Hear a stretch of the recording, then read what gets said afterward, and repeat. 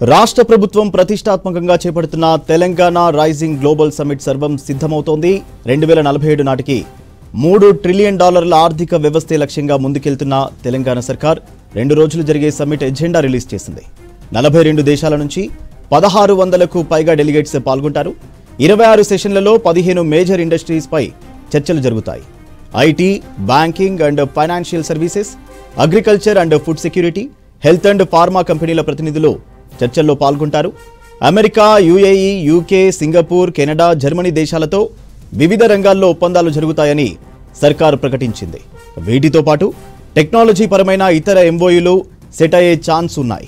ఇదే విషయంపై మరింత సమాచారం యాదగిరి అందిస్తారు. యాదగిరి, గ్లోబల్ సమ్మిట్ ఏర్పాట్ల డీటెయిల్స్ ఏంటి? సూర్య, ఈ నెల 8, 9 2 రోజుల పాటు కూడా ఫ్యూచర్ సిటీలో హైదరాబాద్ తెలంగాణ రైజింగ్ 2047 ఈ గ్లోబల్ సమ్మిట్ నిర్వహిస్తున్నారు. అయితే ఇందులో మేజర్గా 2047 వరకు 3 ట్రిలియన్ల ఎకానమీ లక్ష్యంగా ముందుకెళ్లే దిశగా ప్రభుత్వం ఆ దిశగా ప్రణాళికలు చేస్తూ ముందుకెళ్తుంది. అందులో భాగంగానే మేజర్గా ఈ గ్లోబల్ సమ్మిట్లో వీటి మీదనే చర్చించే అవకాశం ఉంటుంది. సో ఇందులో మేజర్గా మనకు ఒక దేశం నుంచే కాదు, విదేశాల నుంచి కూడా పెద్ద ఎత్తున నిపుణులు, వివిధ రంగాల్లో అనుభవం ఉన్నటువంటి నిపుణులు కూడా పెద్ద ఎత్తున ఈ సమ్మిట్కి హాజరు కాబోతున్నారు. మొత్తం ప్రపంచవ్యాప్తంగా 42 దేశాలకు సంబంధించినటువంటి డెలిగేట్స్, 1600కు పైగా డెలిగేట్స్ ఈ సమ్మిట్కు హాజరయ్యే అవకాశం ఇందులో కనబడతా ఉన్నది. ఇప్పటికే ఎవరెవరు ఏంటి అనే దానికి సంబంధించినటువంటి దాంట్లో ప్రభుత్వం గుర్తించింది. ఆ ఎక్స్పర్ట్స్కు సంబంధించి ఎవరైతే ఈ సమ్మిట్కు రావాలని చెప్పేసి సమ్మిట్కు ఆహ్వానిస్తుందో ప్రభుత్వం, వాళ్ళకు ఆల్రెడీ ఇప్పటికే ఇన్విటేషన్లను కూడా ప్రభుత్వం పంపింది. మొత్తం 1600కు పైగా డెలిగేట్స్ ఈ సమ్మిట్లో పాల్గొనే అవకాశం అయితే కనబడతా ఉన్నది. అయితే ఇందులో మేజర్గా ఈ 2 రోజుల పాటు జరిగే ఈ సమ్మిట్లో మొత్తం 26 సెషన్స్ ఉంటాయి. సో ఇందులో మేజర్గా ఇండస్ట్రీస్కి సంబంధించిన దాని మీదనే చర్చ జరిగే అవకాశం ఉంటుంది. అందులో 12 సెషన్స్ ఈ ఇండస్ట్రీస్కు రిలేటెడ్గా ఉండే దాని మీదనే ఈ సెషన్స్ ఉంటాయి. ఇక వీటితో పాటు మిగతా అంశాలకు సంబంధించి కూడా ఎట్లా మరింత ప్రపంచవ్యాప్తంగా పోటీ పడాలంటే ఎలాంటి ప్రణాళికలు ఉన్నాయి, సో ఆ ప్రణాళికల బద్ధంగా ముందుకెళ్లాలంటే ఏం చేయాలి, ఎట్లాంటి ఛాలెంజెస్ ఉంటాయి, ఇతర దేశాలలో ఈ అభివృద్ధి పథంగా ముందుకెళ్లే దిశగా ఎట్లాంటి ప్రణాళికలు రూపొందిస్తున్నారు, తెలంగాణ ప్రభుత్వం ఎట్లాంటి ప్రణాళికలు రూపొందిస్తే ముందుకెళ్లే అవకాశం ఉంటుంది, సో అనుకున్నటువంటి ఛాలెంజెస్ను నెరవేర్చాలంటే ఏం చేయాలి, ఇట్లా ఓవరాల్గా ఈ అన్నిటి పైన కూడా చర్చించే అవకాశం ఉంటుంది. మొత్తం ఈ 2 రోజుల పాటు జరిగే ఈ సమ్మిట్లో 26 సెషన్స్ ఉంటాయి. ఈ 26 సెషన్స్లో అన్ని రకాలకు సంబంధించినటువంటి ఆర్థిక పరమైనటువంటిది, తర్వాత అభివృద్ధికి సంబంధించినటువంటిది, తర్వాత ప్రజలకు అమలు చేసే సంక్షేమ పథకాలకు సంబంధించినటువంటివి. సో ఇవి కాకుండా ఇక ఇండస్ట్రీస్ మరిన్ని రావాలి, లేదంటే మరింత పెట్టుబడులు ఇక్కడ పెట్టాలంటే ఏం చేయాలి, ఇక ఫార్మా రంగానికి సంబంధించినటువంటిది మరింత అభివృద్ధి చేయాలంటే ఏం చేయాలి, సో ఇట్లా ఈ అన్నిటి అంశాల మీద కూడా చర్చించే అవకాశం ఉంటుంది. డెలిగేట్స్ ఎవరైతే వివిధ రంగాల్లో అనుభవం ఉన్న వాళ్ళు ఉంటారో వాళ్ళందరూ కూడా ఈ సెషన్స్లో పాల్గొంటారు. వాళ్ళ అభిప్రాయాలను కూడా ఈ సెషన్స్లో చెప్పే అవకాశం ఉంటుంది. సలహా సూచనలు కూడా చెప్పే అవకాశం అయితే ఉంటుంది. ఇది మొత్తం 26 సెషన్స్లు ఉంటాయి.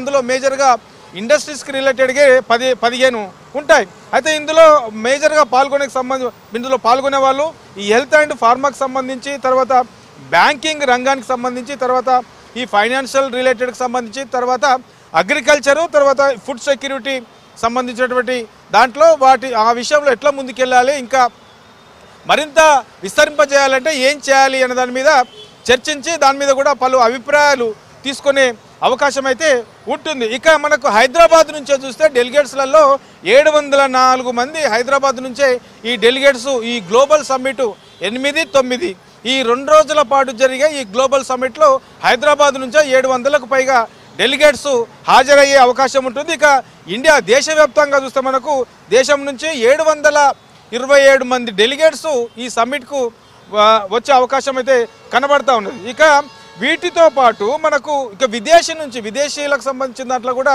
ఇప్పటికే ఎవరైతే ఎక్స్పర్ట్స్, వివిధ రంగాల్లో అనుభవం ఉన్న సంబంధించిన వాళ్ళు ఇందులో మేజర్గా 255 మంది ఇందులో ఉన్నారు. సో వీళ్ళందరూ కూడా ఈ సమ్మిట్కి హాజరయ్యి వాళ్ళ అనుభవాలు, తర్వాత అనుకున్న లక్ష్యాన్ని ఆ దిశగా ముందుకెళ్లాలంటే, అనుకున్న లక్ష్యాన్ని చేరాలంటే ఏం చేయాలి, ఎట్లాంటి ప్రణాళికలు రూపొందించుకోవాలి, ఇప్పుడున్నటువంటి ప్రణాళికలు ఎట్లా ఉన్నాయి, ఇట్లా ఓవరాల్గా ఈ అన్నిటి అంశాల మీద కూడా చర్చించే అవకాశం అయితే కనబడతా ఉన్నది. కాబట్టి ఇక ఇన్వెస్ట్మెంట్కు సంబంధించి, ఫైనాన్షియల్కి సంబంధించి, తర్వాత మిగతా అంశాలకు సంబంధించిన దాని మీద కూడా చర్చించి నిర్ణయం తీసుకునే అవకాశం ఉంటుంది.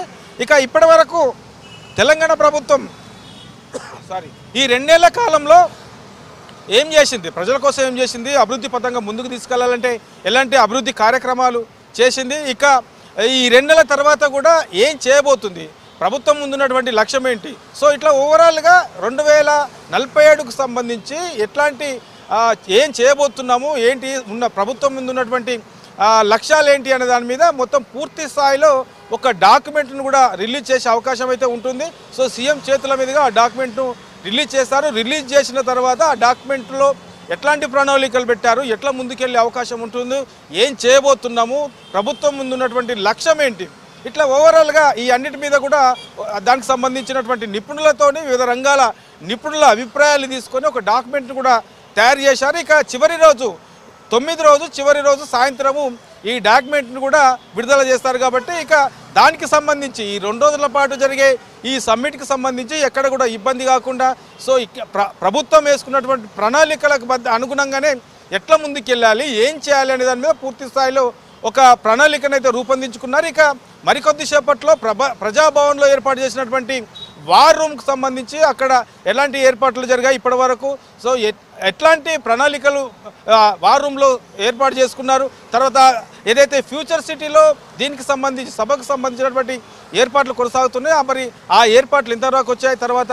డెలిగేట్స్కు సంబంధించి ఇప్పటి వరకు ఎన్ని దేశాలకు సంబంధించిన వాళ్లకు ఈ ఇన్విటేషన్స్ వెళ్ళాయి, ఎవరెవరికి వెళ్ళాయి, సో ఎంతమంది కన్ఫర్మ్ అయ్యారు, తర్వాత మిగతా అంశాలకు సంబంధించి కూడా ఇతర దేశాల నుంచి రాష్ట్రానికి వస్తున్నటువంటి డెలిగేట్స్కి మరి వాళ్లకు అన్ని రకాల సౌకర్యాలు కల్పించాలంటే ఎలాంటి జాగ్రత్తలు తీసుకుంటున్నారు, ఇట్లా ఓవరాల్గా ఈ అన్నిటి అంశాల మీద కూడా సీఎం రేవంత్ రెడ్డి ఏదైతే ప్రత్యేకంగా కమిటీలను వేశారో ఆ కమిటీల అధికారులతో మరికొద్ది సేపట్లోనే సమీక్ష కూడా చేయబోతున్నారు. సో ఓవరాల్గా ఈ 2 రోజుల పాటు జరిగే ఈ సమ్మిట్కి సంబంధించి ఎక్కడ కూడా చిన్నపాటి సమస్య రాకుండా ప్రభుత్వం అనుకున్నటువంటి టార్గెట్ ప్రకారమే ఏ రంగాల్లో ఎట్లాంటి అంశాల మీద చర్చించాలి, ఏ అంశాలు మేజర్గా ముందుకు ప్రాధాన్యత ఇవ్వాలి, ఇట్లా ఈ అన్నిటి అంశాల మీద కూడా చర్చించే అవకాశం ఉంటుంది. కాబట్టి 2 రోజుల పాటు జరిగే గ్లోబల్ సమ్మిట్ను సక్సెస్ఫుల్గా విజయవంతం చేసే విధంగానే ప్రభుత్వం ముందుకెళ్తుంది. సూర్య.